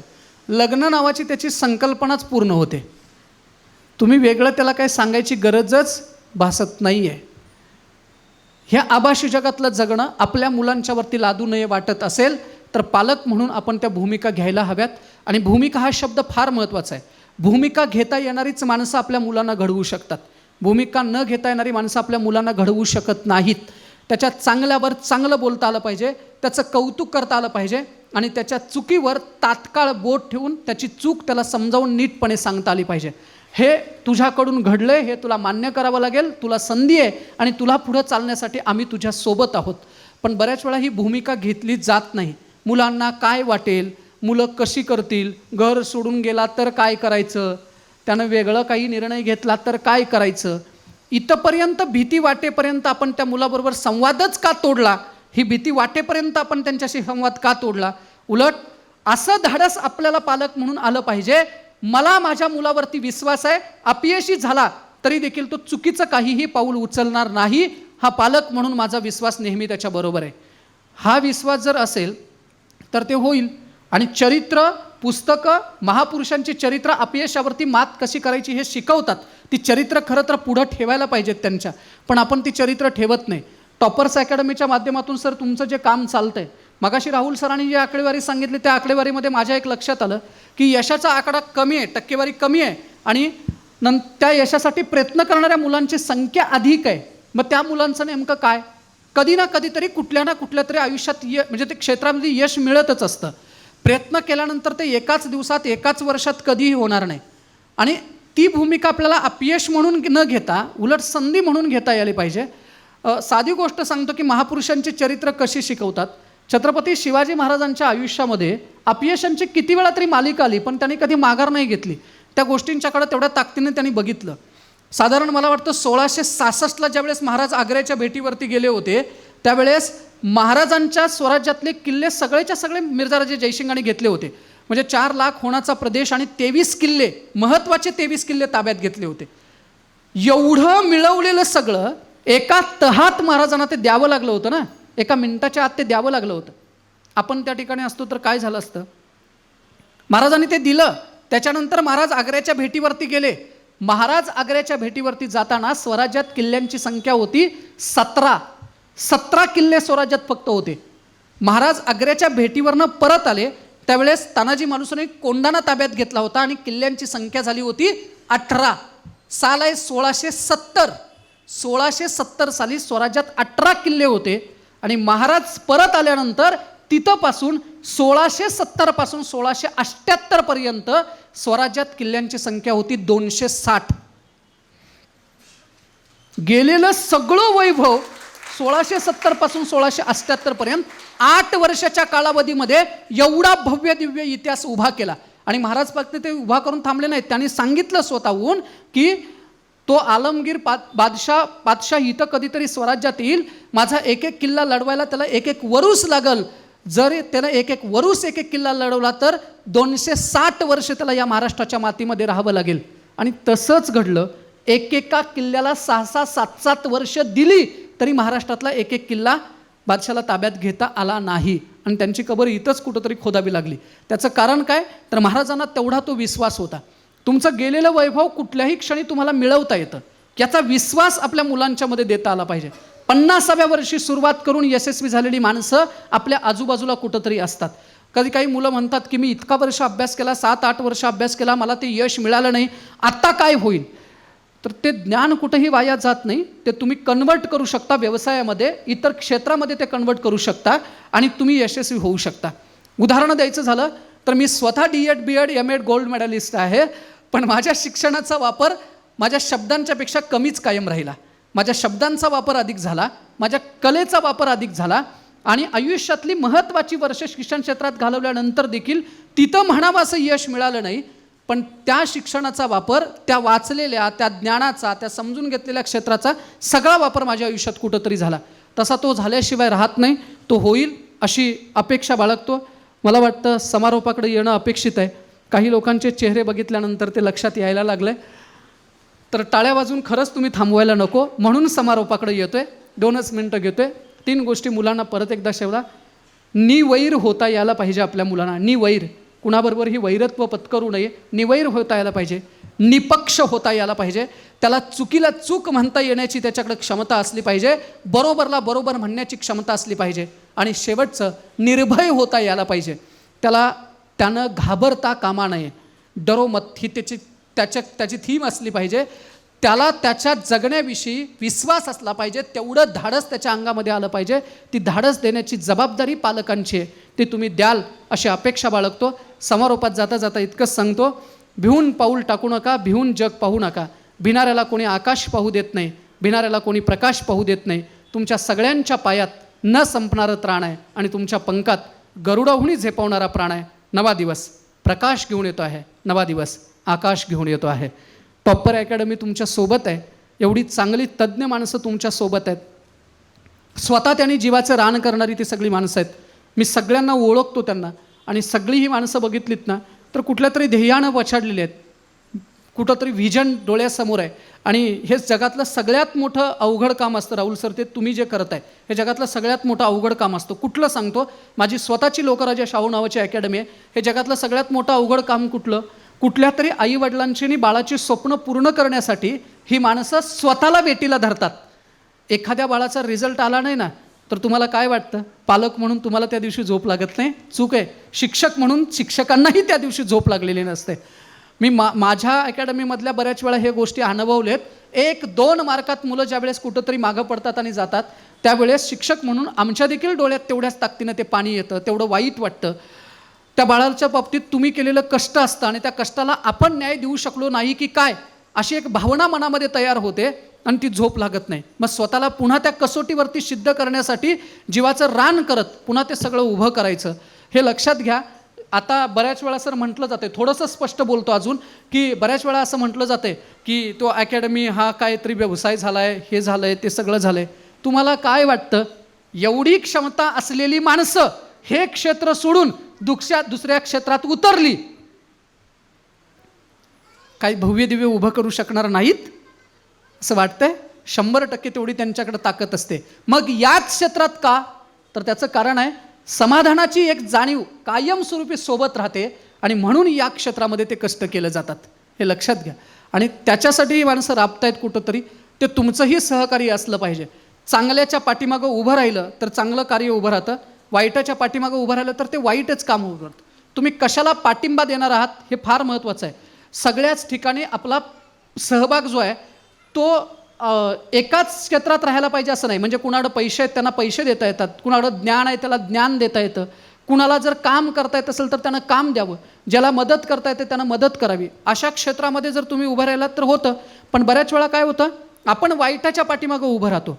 बघा ना, तुम्ही वरात असेल, तुमच्या दारातनं जर एखादी वरात निघाली, एखादी मिरवणूक निघाली, तर तुम्ही काय करता? सगळेजण देऊन दारात उभे राहता, ती बघत राहता वरात. रात्री वरात निघाली तर 30 वर्षाचा एखादा तरुण दारू पिऊन त्या वरातीत लोळत असतो. बघणारी कोण असतो? आपण. आनंद कोण व्यक्त करणार असतं? आपण. ते 30 वर्षाचं बाळ कुणाचं आहे? आपल्या समाजात जन्माला आलं आहे, कुणाच्या तरी आईचं ते बाळ आहे, कुशीत 9 महिने वाढलं आहे. ही गोष्ट जाणीवपूर्वक आपण लक्षात ठेवत नाही, विसरतो. ते 30 वर्षाचं बाळ कुठंतरी त्या रस्त्यावरती लोळतंय, आपण काय करतोय त्याच्याकडे बघून आनंद व्यक्त करत राहतो. सगळी बघायची गरज जमते ते बघायला. काम करा एक, असं जर झालं ना तर थोडीशी वाट वाकडी करायची आणि त्या 30 वर्षाच्या पोराच्या घरात एकदा जाऊन यायचं. रात्रभर त्याची आई तळमळत असते, वडील त्याला घराकडे घेऊन जाण्यासाठी धडपडत असतात. बायको बिचारी रात्रभर तिच्या डोळ्यातला पाण्याचा थेंब तुटत नाही आणि लेकरू जर असेल ना तर ते उपाशी झोपलेलं असतं. मी म्हणालो ना, चांगल्याच्या पाठीमागं काय उभं राहायचं? धाडस असेल तर अशा क्षेत्राला डुंकून देखील बघायचं नाही. पण पालकांच्या विषयी कार्यक्रम आहे, आधी 1 तास येऊन बसायचं. उपाशी बसायला लागलं तर चालेल, वाट बघावी लागली तरी चालेल. का? तर हे चांगल्याला पाठिंबा देणार आहे. आपण काय करतो, वरातीत 2 तास आम्हाला शांततेनं देता येतात, पण चांगल्या कामाला आपण ते बऱ्याच वेळा देत नाही. चांगल्याचा पाठिंबा वाढवा आणि वाईटाचा पाठिंबा काढून घ्या. निश्चितपणे दैदिप्यमान आणि भव्य दिव्य असं कार्य उभं राहिल्याशिवाय राहणार नाही. तुम्हाला आणि तुमच्या पाल्यांना अंतकरणापासून शुभेच्छा देतो, सदिच्छा देतो. आत्तापर्यंत बोललो आहे त्यातील आकार माझा नाही, उकार माझा नाही, शब्दही माझे नाहीत, सारं काही तुमचं आहे. चुकून एखादा शब्द घसरला असेल, लागला असेल, कुणाला वाईट वाटला असेल तर तो माझा मला परत करा. आणि चांगलं आहे ते सगळं तुमचं आहे, घेऊन जा. मी असं का म्हणालो तर मुळात कोल्हापूरवरून आलो आहे. भाषा प्रचंड रांगडी असते आमची, तिथं हलक्यात काहीच नसतं. आणि इकडं बघितलं तर न आणि न त्याच्यातला फरक अजूनही आमच्या लक्षात येत नाही. बरोबर आहे ना? त्यातला फरक आमच्याही लक्षात येत नाही अजून काय. त्यामुळे एखादा शब्द लागू शकतो, वाईट वाटू शकतो. आमच्या इकडं प्रेमानं दिलेली शिवी ही खूप गोड मानून घेतली जाते, रागानं दिलेली शिवी देखील आमच्याकडं गोड मानून घेतली जाते. इथं बोलताना मिथून सर प्रचंड भीती वाटते. सातारा आणि कोल्हापूर आमची भाषा प्रचंड रांगडी आहे. आम्ही घरातल्या 3 वर्षाच्या बाळाला जरी सांगायचं लागलो तर आमची शिवीनं त्याला सुरुवात होते. आणि एखाद्या हिरोला जरी आमच्याकडे सत्कार करायचा असला तरी त्याची शिवीनं सुरुवात होते. त्यामुळे चुकून शब्द लागला असेल तर तो माझा मला परत करा. चांगला आहे ते सगळं तुमचं आहे, घेऊन जा. धन्यवाद.